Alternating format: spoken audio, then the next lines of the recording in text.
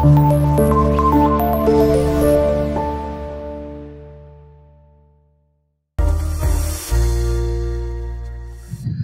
वालेकुम स्टूडेंट्स, मैं हूं उमर तारक, आपका फिजिक्स टीचर। हम लोग इस लेक्चर सीरीज में चैप्टर नंबर 3 के न्यूमेरिकल्स और उसकी एग्जांपल्स को डिस्कस करेंगे। तो आज हम इस लेक्चर में चैप्टर नंबर 3 की जो पहली 4 एग्जांपल्स हैं, एग्जांपल नंबर 1 से एग्जांपल नंबर 4, उनको डिस्कस करेंगे। तो शुरू करते हैं हमारा आज का लेक्चर। एग्जांपल नंबर 1 है बेटा, एग्जांपल नंबर 3.1। वो कहते हैं कि the velocity time graph of a car of a moving straight road. एक उसने डायग्राम दी हुई है, ये वेलोसिटी टाइम ग्राफ है। सबसे पहले हम डायग्राम बना देते हैं ताकि हमें कैलकुलेशन करने में क्या रहे बच्चे, आसानी रहे। This is x axis, this is y axis. यहां से ओरिजिन है 0 पॉइंट स्टार्ट हो रहा है and this point is 5 and let's suppose हम इतने इंटरवल्स डाल देते हैं इसमें।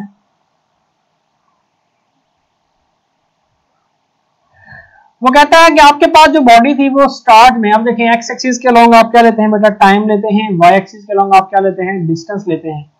वो कहता है कि जब बॉडी इनिशियली रेस्ट से स्टार्ट हुई और उसकी वेलोसिटी जो है वो इंक्रीज करती गई, वेलोसिटी टाइम ग्राफ है, वेलोसिटी इंक्रीज करती गई 5 सेकंड्स के इंटरवल में, और फिर यहां पर पहुंचने के बाद जो वेलोसिटी थी वो कांस्टेंट हो गई, और फिर जब वो 15 सेकंड्स के इंटरवल तक पहुंची तो फिर वेलोसिटी ने डिक्रीज करना शुरू किया और वो 20 को टच करने से पहले यानी कि 19 सेकंड्स पर वो क्या होगी, 0 होगी वापस। इस तरह का एक ग्राफ बना हुआ आपके पास जो वेलोसिटी के पैरामीटर्स हैं वो क्या हैं, इसके अक्रॉस यहां पर 20 मीटर पर सेकंड और दिस वन इज 10। अच्छा, अब मैं इसको एक्सप्लेन करता हूं जरा सा। हमारे पास स्टार्ट में बॉडी रेस्ट में थी, टाइम भी 0 था, वेलोसिटी भी 0 थी। Initially body Aahista Aahista move करती गई और बॉडी फाइन इनिशियल वेलोसिटी अगर वी आई आपके पास 0 मीटर पर सेकंड थी, तो स्टार्ट में जब वी एफ हुई तो वो बनी 20 मीटर पर सेकंड।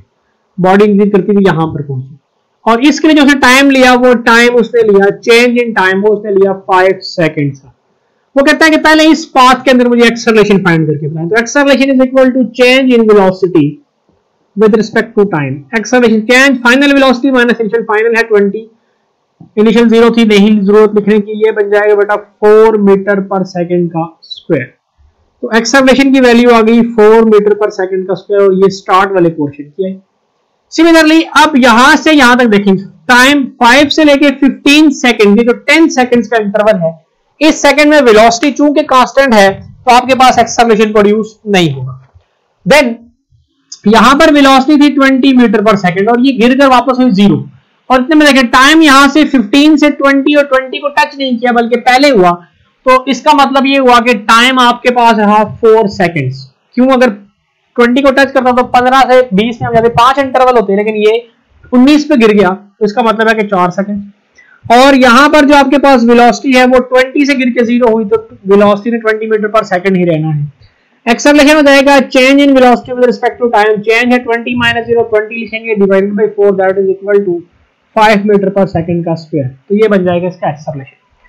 सेकंड चीज वो कहता है कि डिस्क्राइब इसका डिस्टेंस जो कवर किया वो भी बताएं। तो डिस्टेंस कवर आपको पता है s is equal to vt, ये आपके पास डिस्टेंस का फार्मूला है। अब आपके पास हमने ग्राफ के केस में पढ़ा था कि y एक्सिस को x एक्सिस से मल्टीप्लाई करते हैं तो क्या बन जाता है, डिस्टेंस।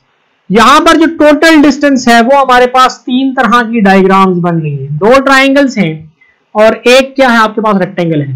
तो area of this triangle, area of this triangle, तो एरिया ऑफ दिस ट्राइंगल का फार्मूला कहता है 1/2 लेंथ इनटू विड्थ। तो इसकी लेंथ कितनी है बेटा, 5। और जब आप इसकी विड्थ की बात करेंगे तो देखें आपके पास इसकी विड्थ कितनी बनेगी जी, यहां से यहां तक ये 20, तो ये आ जाएगा 20 प्लस, अब ये रेक्टेंगल है, रेक्टेंगल में length into width, simple. Length कितनी है तो आपके पास देखिए 5 से 15, तो इसका मतलब है 10, और विड्थ आपके पास कितनी रही, विड्थ आपके पास यहां पर भी 20 ही रही क्योंकि आपके पास यहां पर चीज चेंज नहीं हुई। प्लस लास्ट ट्राइंगल है 1/2, ये है 4 और ये कितनी है इसकी विड्थ 20। तो इस सब को जब हमने सॉल्व किया तो हमारे पास आंसर आया 290 मीटर्स, 290 मीटर। तो जो टोटल डिस्टेंस हमारी इस ग्राफ में ट्रेवल हुआ वो कितना हुआ बता, 290 मीटर्स। ये थी हमारे पास example number 3.1।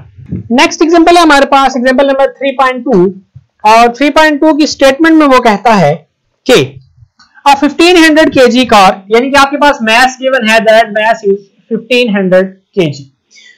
Car has a velocity of reduced to, उसकी velocity change हुई कहां से, 20 मीटर पर सेकंड से 15 मीटर पर सेकंड पे, which mean that final velocity है उसकी 20 मीटर पर सेकंड और उसकी initial velocity है 15 मीटर पर सेकंड. देन वो कहता है कि, और ये सारा काम हुआ उसका कितने, 30 सेकंड्स के अंदर, टाइम उसने लिया 30 seconds. How large the retardation force must be, तो आपने फोर्स कैलकुलेट करनी है कि वो कितनी है. आपने एक फार्मूला पढ़ा हुआ है, F cross T is equal to mvf minus mvi. तो यहां से फोर्स निकल सकती है mvf minus mvi divided by t. अच्छा, तो यहाँ सॉरी, ये बटा इनिशियल वेलोसिटी थी उसकी और ये थी इसकी फाइनल वेलोसिटी, क्योंकि वो 20 से क्या हुई, रिड्यूस होकर 15 हुई. तो जब जिस वेलोसिटी से स्टार्ट में वो मूव कर था 20 मीटर पर सेकंड थी, और ये इसकी वैल्यूज पुट करें. F is equal to mass है आपके पास 1500, Vf है आपके पास 15 माइनस मैस है आपके पास 1500, Vi है आपके पास 20 डिवाइडेड बाई ये सारा काम कितने सेकंड में हो रहा है, 30 सेकंड में हो रहा है. तो आपके पास जो रिटार्डेशन फोर्स का आंसर आएगा that will be minus 2500 Newton. अब ये जो माइनस 25 है, माइनस का मतलब है वो क्या है, रिटार्डेशन फोर्स है, तो हमने इसको क्या कर दिया, माइनस से डिनोट कर दिया. ये थी एग्जांपल 3.2. नेक्स्ट चलें एग्जांपल नंबर 3.3 के ऊपर. एग्जांपल नंबर 3.3 में वो कहता है कि two spherical balls of mass 2 kg and 3 kg. तो आपके पास एक की मास m1 है 2 kg, मास m2 है आपके पास 3 kg, are moving towards each other with velocity 6 metre पर सेकंड एंड 4 मीटर पर सेकंड. तो इसकी पहले की वेलोसिटी है 6 मीटर पर सेकंड, दूसरे की वेलोसिटी है 4 मीटर पर सेकंड. अब देखें दोनों एक दूसरे की तरफ आ रही है, यानी कि एक बॉडी इधर से इधर जा रही है, दूसरी इधर से इधर आ रही है, तो इनकी वेलोसिटी की डायरेक्शन क्या है, अपोजिट. तो हम सेकंड वेलोसिटी के साथ माइनस का सिंबल लगा देते हैं कि इसकी डायरेक्शन क्या होगी, अपोजिट. अच्छा, देन वो कहता है कि what must be the velocity of a smaller ball. Smaller ball कौन सी है बेटा, Vm1 है, तो V1 प्राइम आपने करनी है कैलकुलेट. जब ये दोनों क्या होते हैं, कोलाइड कर जाएं, और आपके पास जो हैवियर बॉल थी V2 प्राइम, उसकी वेलोसिटी अगर रह जाए 3 मीटर पर सेकंड, तो आपने क्या करना है बेटा, आपने सिंपली अप्लाई करना है law of conservation of momentum. वो कहता है m1v1 plus m2v2 is equal to m1v1 prime plus m2v2 prime. अब देखें m1 क्या है आपके पास, m1 है आपके पास 2, V1 है आपके पास 6 प्लस M2 क्या है आपके पास, M2 है आपके पास 3, V2 है आपके पास -4 इज इक्वल टू M1 है आपके पास कितना 2 और V1 प्राइम आपने करना है कैलकुलेट, प्लस M2 है आपके पास 3 और V2 प्राइम है आपके पास 3. तो देखें ये 6 to the 12 प्लस माइनस ये भी 12 is equal to 2V1 prime plus 9. ये कैंसिल हो जाएगा 0. 2V1 prime is equal to -9, 2V1 prime is equal to -9.